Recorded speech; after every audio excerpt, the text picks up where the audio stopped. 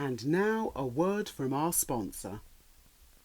Today's episode is presented by Early Bird. Early Bird is the simplest way for parents, family and friends to collectively invest in a child's financial future, starting at the earliest age. Early Bird's mobile app empowers parents and families to start saving for their child's financial future in a matter of minutes, while activating a child's broader community to gift contributions on birthdays, holidays, or any occasion. Click on the link in the show notes for more information and make that first deposit towards building your child's financial future. You know it makes sense. This is a Stories to be Told podcast. Hi everyone. Welcome back for another episode of Stories to be Told, the podcast series. I'm Tracy DW, founder and creator of Stories to be Told, an online multimedia learning platform of stories, mini documentaries, timelines and a wealth of other resources, all aimed at learners that are interested in understanding more about the history of the British Empire, otherwise known as Britain's colonial past. We are now well into the month of August, and looking back over the last 7 months, we can all agree that we have had quite a journey with this whole process towards Freedom Day on the 19th of July, and whether it should have been a point of no return or postponed for a second time. But we're finally here, out on the other side. But we still continue to recognise that there is still a lot to consider and actions to take while we try to keep ourselves and each other as safe as possible while going about our daily lives. I must shout out to all my fellow school leaders and educationalists. It's been another challenging academic year, and I just want to take this opportunity to wish all of you a restful and enjoyable holiday. You know, people often ask me, where do you get the ideas for your book covers and alternative history artwork? To this question there is no straight answer, as it is a balance between logic and intuition. The thing that I always consider is that each book cover design and artwork must have an impact, making an immediate impression on the person viewing it, and be able to stand on its own as a talking point, generating discussion. I always think about the reader as the learner, because whenever we read, we are encountering a learning experience.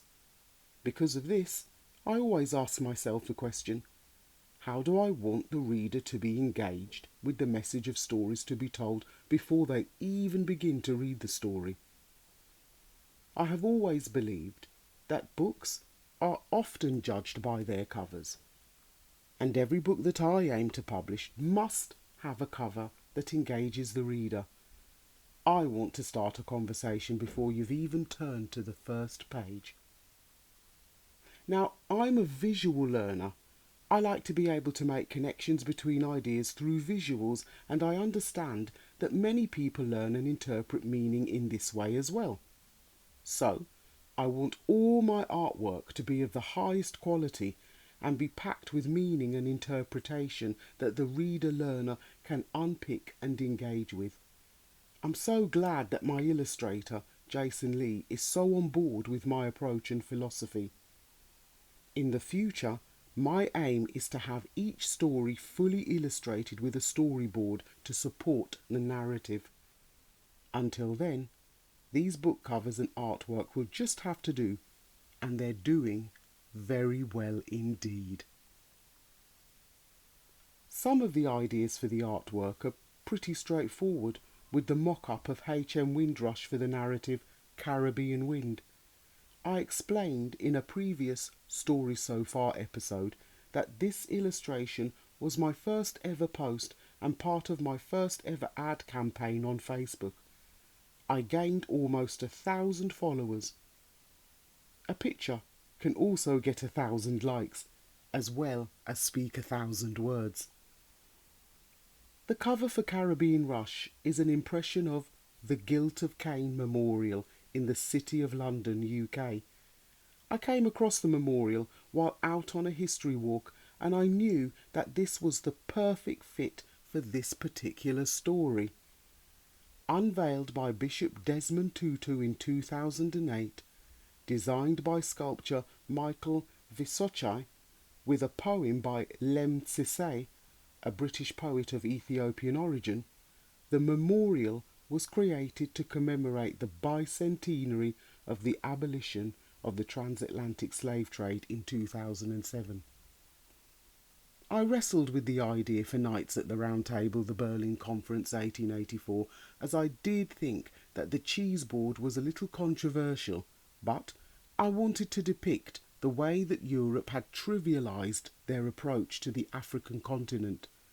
They felt that they could approach the continent purely as a commodity for consumption with no regard for its people, cultures, lineage and legacy. I tried to think of another idea and held out for as long as I could before contacting my illustrator, but the universe sent me nothing more. So I decided to use it.